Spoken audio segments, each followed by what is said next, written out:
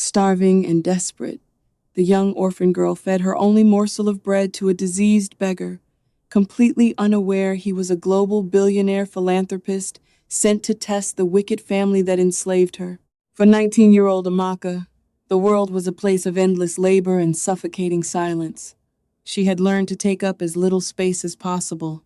Her existence inside the sprawling, opulent compound of Madam Folake was entirely invisible, but not in a good way.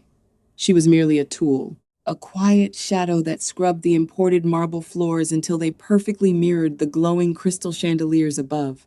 The red earth of the massive courtyard baked under the unforgiving African sun. Amaka moved rhythmically across the burning dust. Her bare feet, swollen and cracked at the heels from years of neglect, stepped lightly over the sharp pebbles.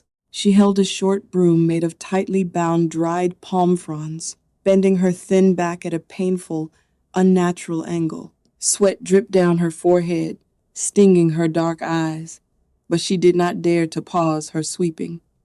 The heavy, intoxicating scent of frying onions, rich palm oil, and roasted goat meat drifted out from the mansion's pristine kitchen. The aroma wrapped around her, a cruel and constant reminder of the hollow, aching cavern of her own stomach. She had not eaten since a small bowl of watery porridge the morning before.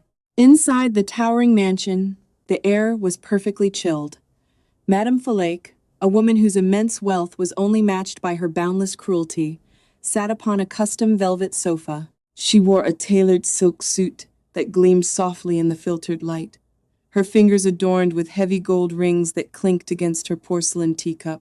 Beside her sat her daughter, Bisola, a girl of Amaka's exact age but existing in an entirely different universe.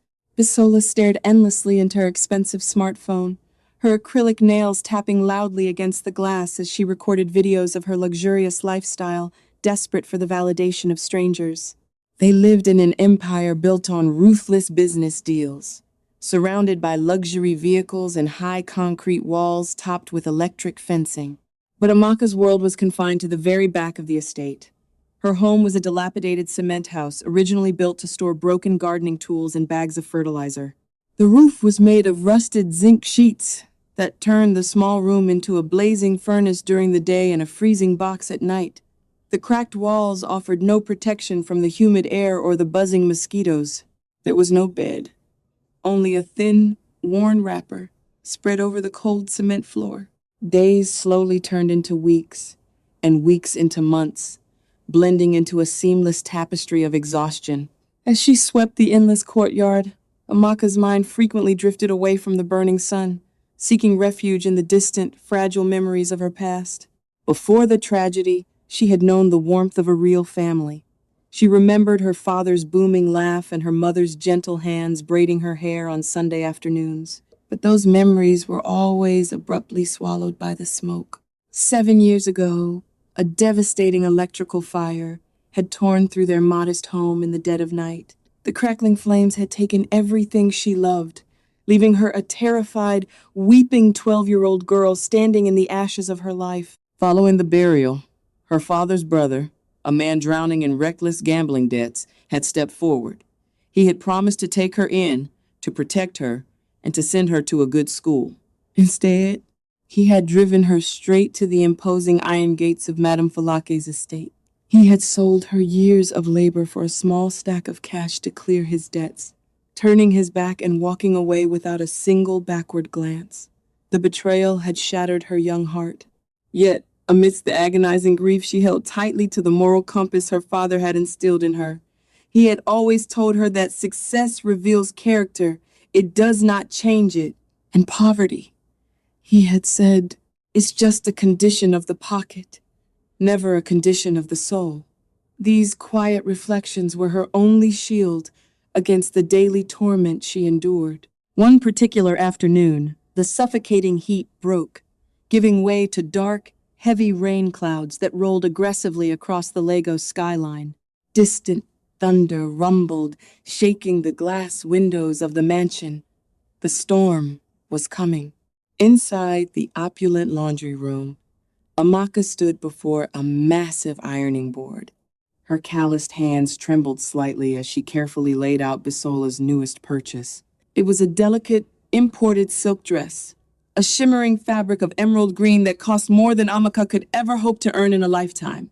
Madam Folake had given strict, threatening instructions that the dress must be perfectly pressed for a high society gathering that very evening. Amaka wiped a bead of sweat from her brow. Taking a deep, shaky breath, she pressed the hot iron down gently, guiding it with absolute precision. She knew the consequences of failure, but as she moved the iron toward the delicate hemline, a sudden, blinding flash of lightning illuminated the room, immediately followed by a deafening crash of thunder. Amaka flinched. Her hand jerked the slightest fraction of an inch. The hot metal snagged on a microscopic, invisible thread near the seam. A tiny, almost imperceptible pull appeared in the luxurious silk. Amaka's heart began beating faster. It hammered against her ribs like a trapped bird. She stared at the tiny flaw in absolute horror, her breath catching in her throat. She tried to smooth it out with her rough fingers, but the delicate fabric would not forgive her. Before she could step back, the laundry room door swung violently open. Bisola marched in, her face twisted in an ugly scowl, demanding her dress. Her eyes immediately zeroed in on Amaka's trembling hands. And then, like a hawk spotting its prey, she saw the tiny snag. A high-pitched, piercing scream tore from Bisola's throat. She snatched the dress from the board, holding it up as if Amaka had just murdered her closest friend. Madam Folake burst into the room seconds later, her gold-rimmed glasses slipping down her nose. When she saw the microscopic damage to the emerald silk, her face contorted with a rage so dark it seemed to suck the air from the room. The words hit her like a slap across the face, long before the physical blow landed. Madam Folake called her a worthless, filthy parasite. She told Amaka that her entire miserable life was not worth the price of the thread she had ruined. And then, Madam Folake raised her hand. The heavy gold rings caught the fluorescent light just before they struck Amaka's cheek with a sickening, resounding crack. The force of the blow threw Amaka to the hard tile floor. Pain exploded across the side of her face, hot and sharp. She tasted the metallic tang of blood welling inside her cheek. Bisola stood above her, laughing, a cold, cruel laugh. She demanded that Amaka be thrown out into the storm as punishment. Madam Folake did not hesitate. She grabbed Amaka by the collar of her torn dress and dragged her down the long, spotless hallway, pulling her toward the heavy back door. The door was thrown open, and Amaka was shoved violently into the torrential rain. She fell hard into the freezing mud of the backyard. Madam Folake stood in the dry doorway, looking down at the girl with absolute disgust. She declared that Amaka would receive no food and no clean water for 2 full days, locking the heavy door with a loud final click. Amaka lay in the mud as the cold rain washed over her bruised, aching body.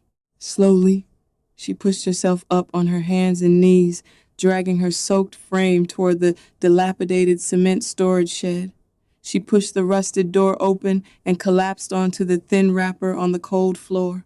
The storm raged outside, pounding aggressively against the thin zinc roof.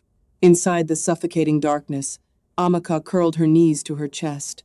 Her stomach burned with a fierce, twisting hunger that made her dizzy. Her cheek throbbed relentlessly. Tears rolled down her cheeks, mixing with the cold rainwater that dripped from her hair. She was entirely alone, trapped in a nightmare with no conceivable escape. Yet, as she stared into the pitch-black darkness of the shed, there was no hatred in her heart. She closed her eyes and quietly prayed for the strength to survive the night, asking the universe to forgive the women who had treated her so horribly. She believed that someday, the suffering would end. Little did she know, this dark and painful night was setting the stage for an encounter that would shatter the foundations of her world, and the universe was already preparing its ultimate judgment. The next morning, Amaka woke before the sun had even begun to paint the Lagos sky with shades of dull orange. Her entire body ached with a deep, punishing stiffness. The cold cement floor had offered no comfort to her bruised ribs, and the cut on her cheek throbbed with a dull, relentless rhythm. Despite the dizzying hunger that clawed at her empty stomach, she forced herself to stand. There was no room for weakness in Madam Folake's empire. By midday, the heat was unbearable, but Amaka kept working. She stood by the deep concrete well at the very edge of the compound, pulling up heavy plastic buckets of water with a frayed nylon rope. The rough fibers bit into the blistered skin of her palms, tearing open old wounds, but she did not stop. She carried the heavy buckets across the sprawling yard to the outdoor washing station. There, she spent hours hunched over a large plastic basin, scrubbing thick bed sheets by hand. The harsh, chemical lye soap burned fiercely as it seeped into the open cut on her face. Her knuckles grew raw and bled into the suds, yet she scrubbed in absolute silence. From the outdoor kitchen, the heavy scent of rich tomato stew, fried plantains, and roasted chicken drifted through the humid air. The compound's private chef was preparing a massive feast for Madam Folake's afternoon guests.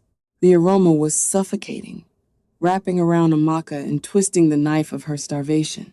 Her mouth watered painfully, but she knew better than to look toward the kitchen. She had learned to take up as little space as possible, existing merely as a quiet ghost amidst the deafening luxury of her captors. As the weeks went by, Amaka settled into a rhythm of silent survival. The 2 days of forced starvation had left her even thinner, her collarbones protruding sharply against the fabric of her faded, oversized dress. But beneath her calm exterior, a quiet strength held her together. She endured the endless insults from Bisola and the sudden, violent outbursts from Madam Folake with a bowed head and a forgiving spirit. One particular afternoon, something unusual happened at the towering iron gates of the estate. The blazing sun was beating down on the paved driveway when a figure dragged himself toward the entrance. It was an old beggar, stepping carefully on bare, deeply calloused feet. His clothes were nothing more than a collection of filthy, rotting rags that barely clung to his frail frame. Deep, open sores covered his arms and legs, attracting a swarm of persistent flies. He leaned heavily on a crooked wooden stick, his chest heaving with a wet, rattling cough that echoed across the quiet street. He looked like a man who had been entirely forgotten by the world. Inside the air-conditioned sanctuary of the mansion, Bisola was pacing the living room, holding her expensive smartphone mounted on a glowing ring light. She was speaking loudly to her digital audience, complaining that she needed to do something charitable to boost her social media engagement. Madam Folake, sipping a glass of imported wine, glanced out the massive bay window and noticed the beggar leaning against their pristine gate. A cruel, wicked smile spread across the wealthy woman's face. Madam Folake walked into the kitchen and ordered the chef to gather the oldest, most rancid leftover food from the back of the refrigerator. It was a bowl of sour melon soup that had begun to grow a layer of white mold, mixed with hard, spoiled rice. But the spoiled food was not enough for her dark amusement. With a cold laugh, Madam Folake reached into the cleaning cabinet and pulled out a small, bright green packet of industrial rat poison, unknown to the wealthy women. At that very moment, Amaka was standing just outside the kitchen window, carrying a bundle of dried firewood. Amaka watched in absolute horror as Madam Folake tore open the packet and sprinkled the toxic green powder directly into the spoiled food, stirring it carefully to hide the lethal crystals. Bisola laughed a high, empty laugh, positioning her camera to capture the perfect angle. She announced to her viewers that her generous mother was about to feed the absolute lowest scum of the earth, proving their family's unmatched philanthropy. A lump formed in Amaka's throat. Her heart began beating faster, hammering wildly against her chest. She knew exactly what industrial poison would do to a fragile, starving human body. It would be a slow, agonizing end, tearing the stomach apart from the inside. As Madame Folake confidently carried the poisoned bowl out of the kitchen and walked toward the front gates, Bisola followed closely behind, recording every step. The beggar looked up, his clouded, tired eyes filling with genuine gratitude as he saw the wealthy woman approaching with a bowl of food. He reached out his trembling, sore-covered hands, whispering breathless words of blessing. Amaka did not think. She dropped the heavy bundle of firewood onto the dirt. She sprinted across the massive courtyard, her bare feet slapping desperately against the hot paving stones. Just as Madam Folake extended the bowl toward the beggar's eager hands, Amaka threw her entire body forward. She slammed her hands into the bottom of the porcelain bowl. The bowl flew into the air, flipping over and crashing violently against the iron gate. It shattered into 100 jagged pieces, scattering the poisoned, sour rice and green-tinged soup into the dusty gutter. A heavy, suffocating silence instantly fell over the courtyard. Bisola lowered her camera, her mouth hanging open in shock. The beggar stumbled backward, terrified by the sudden commotion. Madam Folake stood perfectly still, staring at the ruined food on the ground, and then slowly turned her gaze toward Amaka. The wealthy woman's eyes burned with a demonic fury. The words dropped like a stone. Madam Folake asked Amaka, in a voice dangerously low and trembling with rage, if the filthy orphan had lost her mind. Before Amaka could even open her lips to speak, the wealthy woman struck her.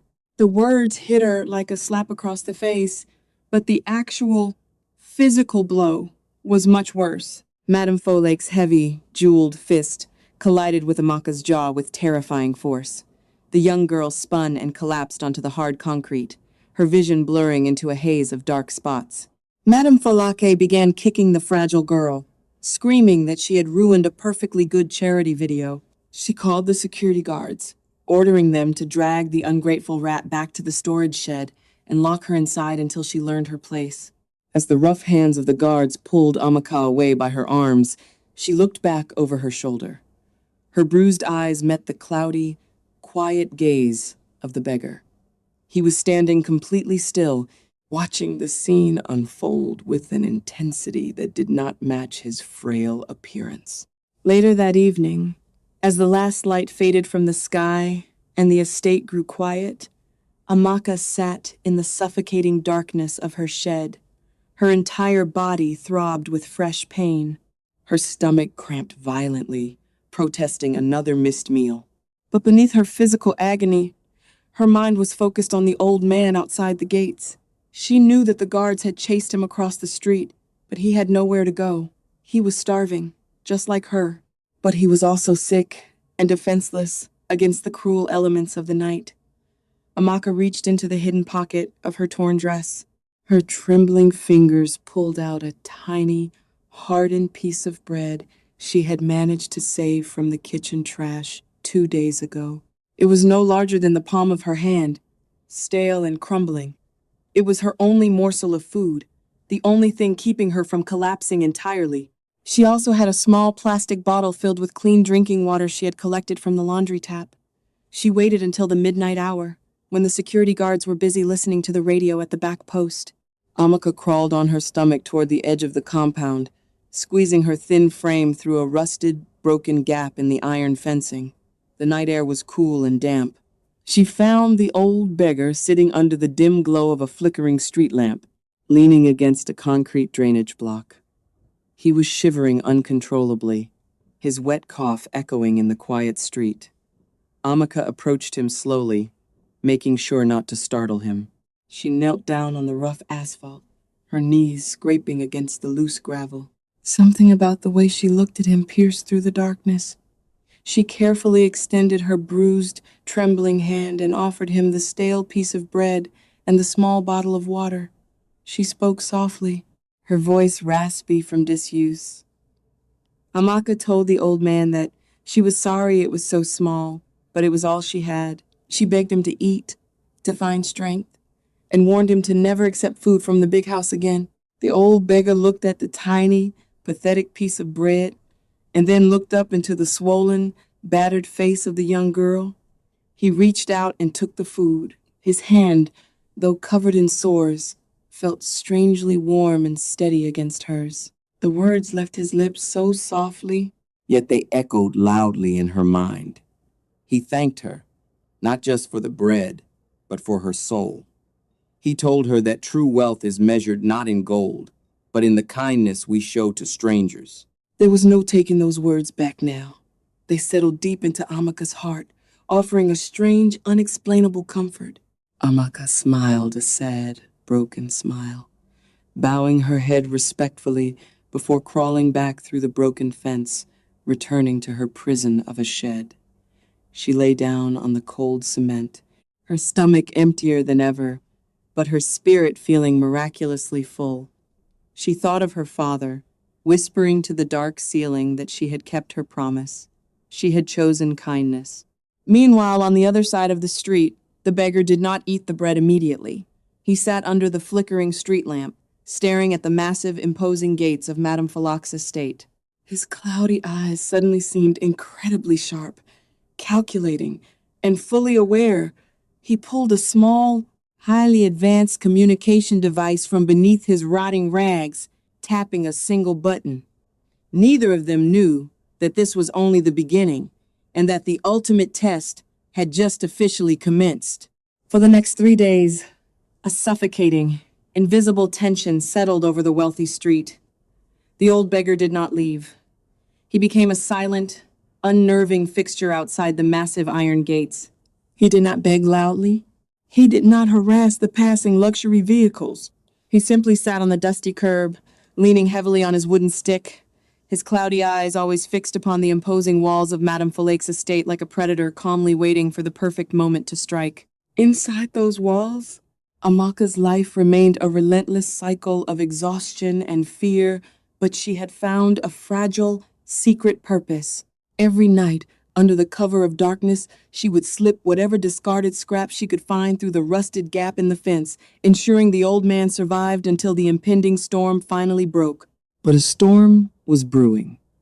Madam Folake was preparing to host the most extravagant high society gala the neighborhood had ever witnessed, a lavish display of her corporate dominance meant to impress international investors. The estate was thrown into a frenzy of preparation, and the burden of the heavy labor fell squarely and mercilessly onto Amaka's frail shoulders. One particular morning, the sun hung low and heavy in the sky, baking the sprawling city of Lagos in a suffocating layer of heat and humidity. Madam Folake and Bisola ordered Amaka to accompany them to the bustling outdoor market to carry their purchases. They traveled in a gleaming, air-conditioned luxury vehicle, while Amaka was forced to sit in the cramped, airless trunk space surrounded by empty woven baskets. The outdoor market was a chaotic, deafening maze of human existence. The heavy, overwhelming scent of dried fish, raw meat, exhaust fumes, and crushed palm nuts filled the thick air. Thousands of people pushed through the narrow dirt pathways, shouting over the blaring sounds of portable radios. Madam Folake and Bisola walked ahead, stepping carefully in their imported designer shoes, pointing aggressively at the finest produce and imported goods without ever checking a price. Amaka followed several paces behind, functioning as nothing more than a human mule. 2 massive woven baskets were balanced precariously on her thin shoulders, the rough straw digging deeply into her skin, leaving raw, red welts. The baskets were loaded with heavy yams, massive bunches of green plantains, and thick cuts of meat. Sweat poured down Amaka's face, stinging her eyes and dripping onto her faded, torn dress. Her bare feet shuffled painfully over the hot, jagged stones and discarded refuse of the market floor. She was struggling to breathe, her chest heaving with every agonizing step. As they neared the exit of the market, the crowd thickened near a large, muddy puddle formed by a broken water pipe sitting against a crumbling concrete wall. Entirely by chance was the old beggar from their street. He was holding out a small tin cup, coughing his wet, rattling cough. Bisola noticed him first. A cruel, familiar spark ignited in her eyes. She pulled out her expensive smartphone, instantly tapping the record button. She called out to her mother, pointing at the beggar with a manicured finger, complaining loudly about how the city was infested with disgusting parasites that ruined the scenery. Amaka, struggling under the immense weight of the towering baskets, tried to step carefully around the muddy puddle to avoid the beggar. But as she passed behind Bisola, The wealthy girl deliberately thrust her foot backward. The hard heel of Bisola's designer shoe caught Amaka's ankle mid-step. Amaka lost her balance instantly. The sheer weight of the loaded baskets propelled her forward with violent force. She crashed hard into the deep, stagnant puddle of dark mud. The baskets tipped over, sending heavy yams and expensive vegetables rolling into the filthy water. Thick, foul-smelling mud splashed up, covering Amaka's face, her hair, and her ragged dress. The impact knocked the wind entirely out of her lungs, leaving her gasping for air in the center of the filth. The busy market abruptly ground to a halt. A heavy silence rippled through the immediate crowd, quickly replaced by a chorus of murmurs and scattered, cruel laughter. Bisola zoomed her camera in on Amaka's mud-covered face, laughing hysterically. The words left her lips, sharp and venomous. She announced to the gathering crowd that it was incredibly fitting for the clumsy orphan to roll in the mud right next to the diseased beggar, because at the end of the day, they were the exact same type of worthless trash. Madam Folake did not offer a hand to help the girl up. Instead, she looked down at the ruined vegetables in the mud and told Amaka that the cost of the spoiled food would be deducted from her non-existent wages, meaning the girl would work for free for the next 10 years. Madam Folake turned on her heel and ordered her daughter to the car, leaving Amaka sitting in the cold mud before dozens of staring eyes. Amaka trembled violently. Tears rolled down her cheeks, cutting clean paths through the dark dirt on her face. The public humiliation burned hotter than the sun above. She slowly gathered the heavy, muddy yams, her raw hands shaking. As she reached for a stray plantain, another hand reached out and picked it up first. It was the old beggar. He had crawled forward on his knees. He gently placed the plantain into her basket. His cloudy eyes met hers, and in that brief, silent exchange, Amaka saw a fierce, unbending dignity that defied his rags. He did not speak, but his gaze seemed to absorb her pain, holding it entirely within himself. The long walk back to the estate was a journey through a private, agonizing hell. As Amaka carried the heavy, wet baskets under the scorching sun, her mind spiraled into a deep, dark cavern of reflection. She questioned her existence, wondering why the universe allowed such cruelty to flourish while innocence was punished so ruthlessly. She thought of the people in the market who had laughed, realizing that poverty was not just a lack of money, it was a total erasure of humanity. She was invisible, but not in a good way.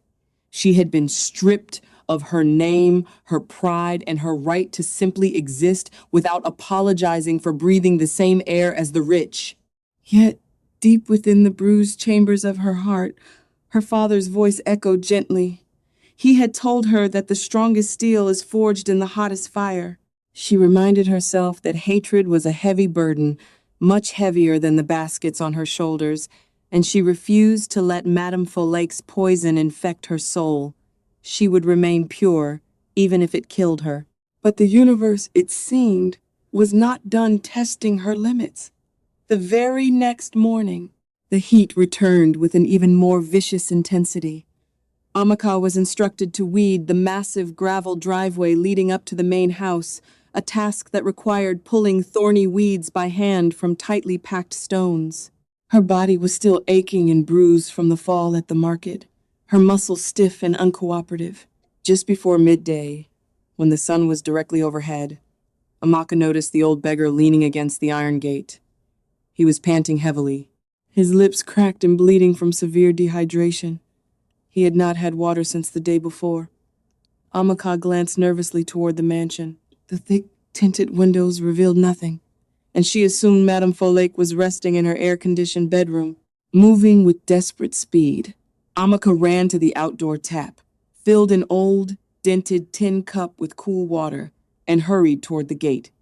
She pressed her face against the hot iron bars, her hands trembling as she passed the cup through the narrow gap. The beggar took it with shaking hands, drinking the water as if it were liquid gold. He closed his eyes in pure relief, whispering a quiet blessing over her life. But little did she know, she was being watched. The heavy front door of the mansion swung open with a violent crash. Madam Folake stood on the marble steps, her face a mask of absolute, unhinged fury. She marched down the driveway, her expensive heels clicking aggressively against the concrete. Before Amaka could pull her hand back through the gate, Madam Folake grabbed her by the hair, yanking her violently backward. Amaka stumbled and fell onto the sharp gravel. Madam Folake screamed that she had strictly forbidden anyone from feeding the filthy animal at the gate.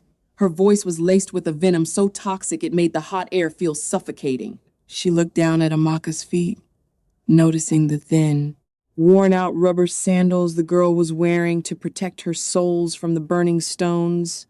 A cruel, twisted idea formed in the wealthy woman's mind. She demanded that Amaka take off the sandals immediately. Amaka hesitated, looking down at the white-hot gravel that had been baking under the midday sun for hours. The stones were hot enough to blister human skin upon contact. But Madam Folake raised her heavy hand, threatening to beat the girl senseless if she disobeyed. With trembling fingers, Amaka removed her thin sandals. Madam Folake snatched them from the ground and tossed them into a nearby trash bin. The wealthy woman delivered her sentence. She ordered Amaka to finish weeding the entire half-mile gravel driveway barefoot, forbidding her from stepping onto the cool grass for even a single second. Madam Folake turned and walked back into the luxurious coolness of her home, leaving Amaka alone in the blazing inferno. Amaka slowly stood up. The moment her bare soles made full contact with the sun-baked gravel, a searing, blinding pain shot up her legs. The stones were like hot coals. She gasped, tears of sheer physical agony springing instantly to her eyes. She dropped to her hands and knees to distribute the weight, but the sharp, burning stones cut into her palms and tore at the thin fabric of her dress at the knees. Every inch she crawled was a battle against her body's desperate urge to escape the heat. She reached out, pulling the thorny weeds, her hands bleeding and blistering simultaneously. As the hours dragged on in silent torture, Amaka's mind detached from the blinding pain, seeking refuge in the deepest corners of her memory. A vivid flashback washed over her. She was 7 years old again. The sky was dark and heavy with the promise of rain. She was sitting on the cool, damp earth of her parents' modest porch. Her mother was beside her, turning a fresh ear of corn over a small charcoal grill. The scent of roasted corn and impending rain filled the air, a smell that meant safety, warmth, and unconditional love. Her mother had handed her the warm corn, kissing her forehead and telling her that no matter how loud the thunder rolled, she would always be safe, as long as she stayed true to her gentle heart. The memory was so real, so vibrant, that for a fleeting second, Amaka could almost feel the cool rain on her burning skin. But the illusion shattered as a sharp thorn pierced deep into her thumb. She was not safe on her mother's porch. She was an orphan, crawling on a bed of fire. Through the blur of sweat and tears, Amaka looked toward the iron gate. The beggar had not left. He was standing close to the bars, gripping the hot iron with his sore-covered hands. He was watching her endure the torture, his face tight, with an emotion she could not decipher. It wasn't pity. It looked almost like agonizing restraint. As Amaka crawled closer to the gate to pull a stubborn weed, the old man leaned forward. His voice, usually a weak, rattling whisper, carried a strange, unnerving resonance. He told her to hold on just a little longer. He whispered that the storm was already among them, and that the ground that burned her today would be hers to command tomorrow. The words left his lips so softly, yet they echoed loudly in her mind. There was no taking it back now. Amaka did not understand what the old man meant. She thought it was just the delirious rambling of a sick, heat-struck beggar. But as she looked into his eyes, she saw a terrifying, absolute certainty. Neither of them knew that the final, ultimate test was only hours away, and that Madam Folake's arrogance was about to orchestrate her own spectacular destruction. The evening of the Grand High Society Gala finally arrived, descending upon the sprawling estate like a heavy, suffocating blanket of extravagance. Madam Folake had transformed the massive courtyard into a blinding spectacle of wealth and corporate dominance. Thousands of tiny fairy lights were strung through the imported palm trees, casting a golden, ethereal glow over the immaculate lawns. A live Afro jazz band played softly in the corner, their smooth melodies mingling with the clinking of imported crystal champagne flutes. The heavy, intoxicating scent of expensive French perfumes, roasted meats, and spicy delicacies completely masked the natural, humid scent of the Lagos night air. Dozens of the city's most elite figures, politicians, international investors, and corporate tycoons arrived in a parade of luxury vehicles. They stepped out in tailored silk suits and glittering designer gowns, their necks and wrists heavy with authentic gold and diamonds. They laughed loudly, congratulating Madam Folake on her unmatched success and her iron grip on the local economy. Bisola moved through the crowd like a minor celebrity, her expensive smartphone constantly raised as she live-streamed the opulent event to thousands of envious viewers, desperately securing her status among the rich and untouchable. Amidst this blinding sea of wealth, Amaka was nothing more than a ragged, exhausted ghost. She was forced to wear a faded, ill-fitting maid's uniform that offered no protection from the cool night breeze. Her hands were raw and blistered, trembling violently under the weight of a massive silver tray loaded with towering crystal glasses of champagne. Her feet, wrapped tightly in dirty, improvised bandages from the grueling gravel punishment just days before, screamed with every agonizing step she took across the manicured lawn. She moved silently between the wealthy guests, keeping her eyes cast firmly down, terrified of making even the slightest mistake. The guests treated her with absolute, sickening invisibility. They took glasses from her trembling tray without ever looking at her face, casually flicking their cigarette ash dangerously close to her scarred arms. They were materially rich beyond comprehension. But as Amaka observed their empty, forced laughter and their cruel, judgmental whispers about one another, she realized how profoundly spiritually bankrupt they truly were. They had everything in the world, yet they possessed absolutely nothing of real value. As the night wore on and the champagne flowed freely, the loud, arrogant energy of the party reached a fever pitch. Madam Folake, glowing with the intoxicating thrill of absolute power, stood at the center of the courtyard. She tapped a silver spoon against her crystal glass, signaling the jazz band to stop playing. A sudden, expectant silence fell over the wealthy crowd.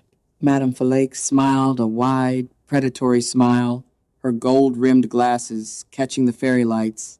She announced to her esteemed guests that she had prepared a special, highly entertaining demonstration for the evening. She claimed she wanted to show them the stark, undeniable difference between the elite masters of the world and the filthy, ungrateful parasites who fed off their hard-earned success. With a sharp, dramatic snap of her manicured fingers, she signaled the armed security guards stationed near the front gates. Amaka's heart began beating faster. A cold, terrifying dread pooled in the bottom of her empty stomach. She watched in absolute horror as the heavy iron gates were pulled open and the two massive guards roughly dragged a frail, struggling figure into the blinding light of the courtyard. It was the old beggar. The wealthy crowd instantly erupted into a chorus of disgusted gasps and cruel laughter. Women covered their noses with silk handkerchiefs, complaining loudly about the sudden, foul stench of rot and disease that the old man brought into their pristine environment. The beggar stumbled, falling hard onto the manicured grass. His rotting rags offered no dignity under the bright, exposing lights. He coughed his wet, rattling cough, his clouded eyes blinking wildly against the sudden brightness. Madam Folake walked slowly toward him, looking down with a mixture of triumph and absolute revulsion. She turned to the crowd, her voice dripping with aristocratic venom, and declared that this pathetic creature was the perfect representation of the weakness they must all crush to maintain their empires. But Madam Folake was not finished. The true depths of her cruelty had not yet been reached. She scanned the crowd, her piercing eyes locking onto the trembling, fragile figure of the young orphan girl. The words dropped like a stone, heavy and final. Madam Folake ordered Amaka to come forward immediately. Amaka's legs felt like lead. Every instinct in her battered body screamed at her to run, to hide in the dark shadows of her cement shed, but she knew the guards would only drag her back and beat her senseless. Slowly, agonizingly, she stepped out from the edges of the party, leaving her silver tray on a nearby table. She walked toward the center of the courtyard, the eyes of 100 wealthy, judgmental strangers burning into her scarred skin. When Amaka reached the center, Bisola stepped forward. Holding her phone up to record the impending humiliation, Bisola handed her mother a small, rusted tin bowl. The smell that wafted from the bowl was instantly nauseating. It was filled with days-old, soured meat and rotting vegetables, swarming with tiny gnats. Madam Folake shoved the rusted bowl into Amaka's trembling hands. The wealthy woman's voice was loud, echoing across the silent, captivated audience. She commanded Amaka to drop to her knees. She ordered the orphan to take a wooden spoon and feed the rotting, maggot-infested garbage to the diseased beggar, claiming it was the only feast suitable for 2 filthy street rats. Madam Folake promised her guests that it would be the ultimate comedy show, a perfect display of the natural order of the world. A heavy, suffocating tension gripped the courtyard. The guests leaned in, their eyes wide with morbid, arrogant fascination. Bisola zoomed her camera in, laughing a high, empty laugh that cut through the night air like a jagged blade. Amaka stood perfectly still. Her calloused hands shook violently around the rusted bowl. She looked down at the old man. He was kneeling in the grass, his frail body shivering, his sore-covered hands resting weakly on his lap. He did not look terrified. He looked up at her, his cloudy eyes holding that same unbending, terrifying dignity she had seen at the market. Tears rolled down Amaka's cheeks. They were not tears of fear, but of a deep, overwhelming sorrow for the profound wickedness of the world. She remembered the scorching heat of the gravel, the agonizing hunger in her belly, and the constant, relentless abuse. She remembered her father's voice, echoing through the flames of her childhood, reminding her that poverty is a condition of the pocket, never a condition of the soul.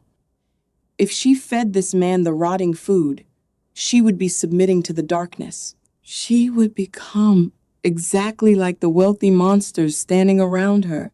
She would lose the only thing she had left in the entire world, her pure, untainted humanity. The crowd began to murmur impatiently. Madam Folake raised her voice, the venom turning to raw, explosive anger. She screamed at Amaka to kneel down and feed the animal, threatening to have the guards beat her until she could no longer walk if she disobeyed. Something deep inside the fragile, battered orphan finally snapped. It was not a loud, violent break, but a quiet, absolute crystallization of her spirit. Amaka did not kneel. Instead, her trembling hands steadied. She looked directly into Madam Folake's furious, arrogant eyes. Without saying a single word, Amaka turned the rusted bowl over. The rotting, maggot-infested food fell with a sickening splat onto Madam Folake's pristine, imported Italian leather shoes. The entire courtyard gasped in synchronized, absolute shock. The silence that followed was so profound it was deafening. Even the crickets in the palm trees seemed to stop chirping. Bisola dropped her phone, the screen cracking loudly against the pavement. The words hit Madam Folake like a physical blow.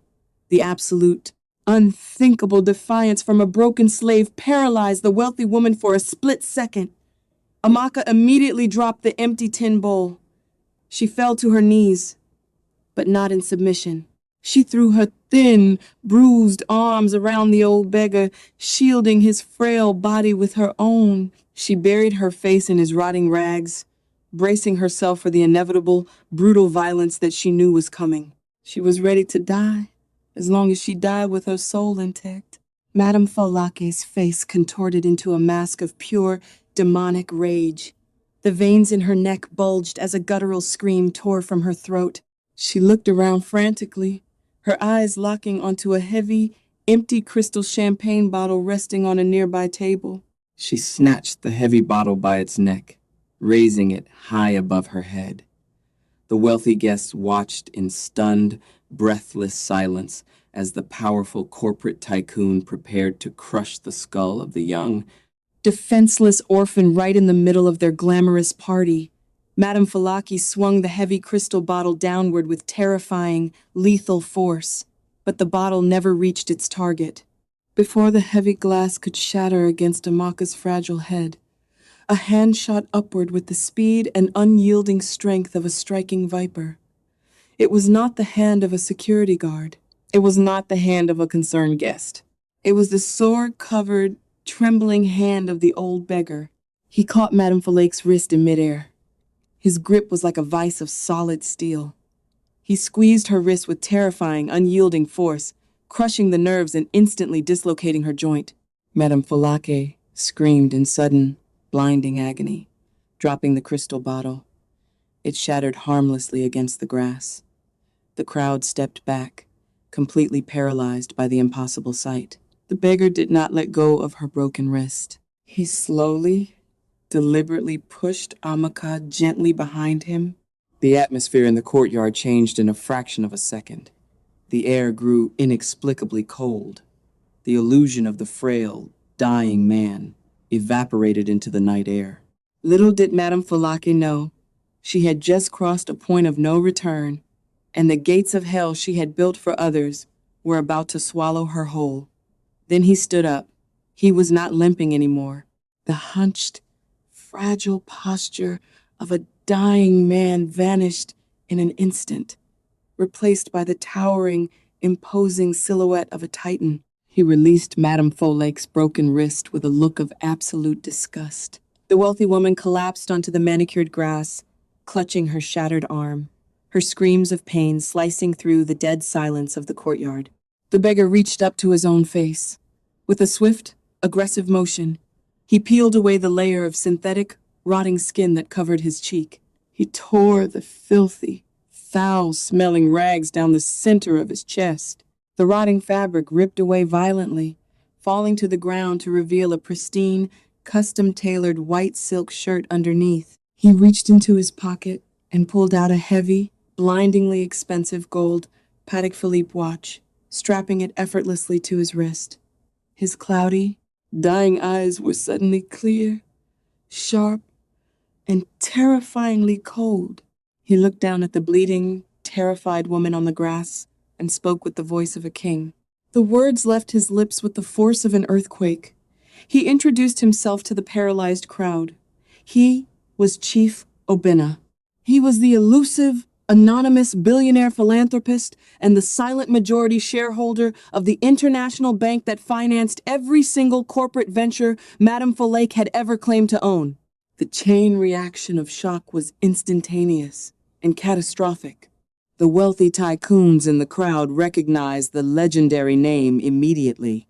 The blood drained from their arrogant faces. The men in expensive suits stumbled backward, desperately trying to put distance between themselves and the doomed hostess. Women covered their mouths in sheer, unadulterated terror. The jazz band dropped their brass instruments onto the marble floor with a loud, chaotic clatter. Bisola, still staring at her shattered phone on the ground, fell to her knees, her mind entirely unable to process the apocalyptic reality unfolding before her eyes. Amaka's eyes widened in absolute disbelief. She stared at the towering, wealthy man standing in front of her, realizing that the dying beggar she had fed her last crumbs to was the most powerful man on the continent. Chief Obinna did not break his icy gaze from Madam Folake. He retold the events of the past month with clinical, devastating precision. He explained to the terrified crowd that true wealth was not measured by the cars they drove or the mansions they built, but by how they treated those who had absolutely nothing to offer them in return. He revealed that he had disguised himself as a dying street rat to test the moral fabric of the city's elite, and in Madam Folake, he had found nothing but a black, rotting void where a human soul should have been. The words dropped like a stone as Chief Obinna detailed her ultimate crime. He announced to the crowd that Madam Folake had knowingly mixed industrial rat poison into a bowl of spoiled food. Madam Folake shook her head frantically, tears of panic streaming down her face. She screamed her denial, claiming he had no proof, but Chief Obinna simply snapped his fingers. One of his elite auditors opened a high-tech briefcase, instantly projecting a crystal-clear video directly onto the pristine white wall of the mansion. It was footage from a microscopic camera hidden in the beggar's rags. The massive, undeniable video showed Madam Folake perfectly framing herself in the kitchen window, laughing as she poured the toxic green powder into the bowl. The crowd gasped. The digital evidence was absolute. But Chief Obinna simply raised his hand, signaling the darkness beyond the gates. Suddenly, the deafening wail of sirens shattered the night air. Blinding red and blue lights flooded the massive courtyard. 4 heavy, armored police trucks smashed through the open iron gates, tires screeching aggressively against the gravel driveway. Dozens of heavily armed tactical police officers swarmed the estate, their boots stomping rhythmically across the pristine marble floors. They were closely followed by a team of men in sharp, gray suits carrying thick leather briefcases. They were Chief Obinna's elite corporate auditors. Chief Obinna delivered his final, absolute judgment. He ordered the auditors to instantly freeze every single bank account associated with Madam Folake's name. He commanded them to seize the mansion, the luxury vehicles, the imported jewelry, and the corporate headquarters. He stripped her of her empire in less than 60 seconds, erasing decades of ruthless ambition with a single, devastating breath. Then, he turned to the armed police captain. Chief Obinna instructed the officers to arrest Madam Folake and her daughter for the attempted, premeditated murder of a helpless citizen and for the illegal enslavement and abuse of an orphan. The officers moved in without hesitation. They grabbed Madam Folake, ruthlessly twisting her dislocated arm behind her back. She shrieked in absolute, blinding agony as they slapped the heavy steel handcuffs onto her wrists, completely ignoring her pathetic pleas. The wealthy, arrogant woman who had terrorized the city for years was reduced to a sobbing, pathetic mess, her designer gown stained with the very mud she had once forced Amaka to crawl through. Bisola screamed hysterically as 2 officers grabbed her by the shoulders. She begged for mercy, screaming that she was an influencer, that she belonged in high society. The officers ignored her entirely, dragging the kicking, screaming girl toward the back of a dark police transport van. The heavy iron doors slammed shut, instantly silencing her cries. The wealthy guests, the politicians, and the investors watched in horrified silence. They realized, with bone-chilling clarity, that success reveals character, but it cannot protect you from the universe's ultimate justice. Chief Obinna turned his cold gaze toward the crowd, advising them to leave the property immediately before he decided to audit their businesses as well. The elite crowd scattered like frightened rats. They abandoned their champagne glasses and their dignity, sprinting toward their luxury vehicles in a desperate, chaotic stampede to escape the wrath of the billionaire. Within minutes, the sprawling, deafening party was completely empty. The fairy lights flickered quietly in the trees. The only people left in the massive courtyard were the armed guards, the towering billionaire, and the trembling orphan in the faded maid's uniform. Chief Obinna turned his back on the ruined empire and looked down at Amaka. The terrifying, icy authority in his eyes melted away instantly, replaced by a deep, overwhelming warmth and profound respect. He slowly knelt down on the manicured grass, placing himself at eye level with the battered, exhausted girl. He reached out with his clean, strong hands and gently wiped a tear from her bruised cheek. He spoke to her, his voice softer than the night breeze. He told Amaka that she had endured the hottest fires of human cruelty, yet she had refused to let the darkness consume her gentle heart. He reminded her that she had been willing to sacrifice her own life and her last morsel of stale bread to save a man she believed was entirely worthless to the world. Chief Obinna declared that from this night forward, she would never sweep another floor. She would never walk barefoot on hot gravel, and she would never know the twisting, agonizing pain of an empty stomach again. He told her that he had no family of his own, having spent his entire life building an empire of gold, only to realize he had been searching for an heir with an empire of the heart. He asked the young girl, with tears shining in his own eyes. If she would honor him by becoming his officially adopted daughter, the sole heir to his global fortune, and the new, rightful owner of the very estate that had once been her torturous prison. Amaka could not speak. The words caught in her throat.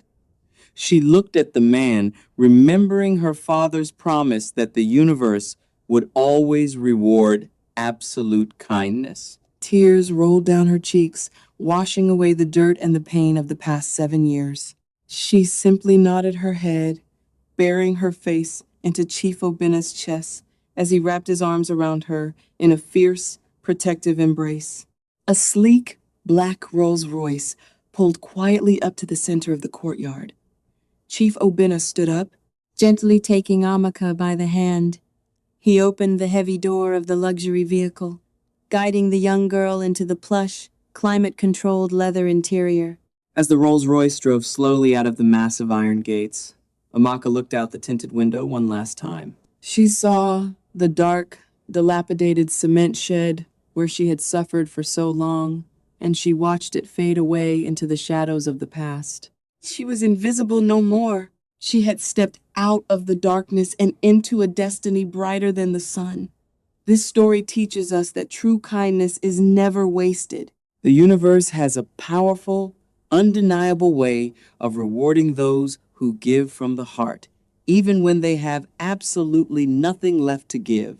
No matter how dark the storm may seem, integrity and compassion will always outshine the temporary illusions of greed and arrogance. If you enjoyed this story, please like, share, and subscribe so you do not miss more powerful stories like this one.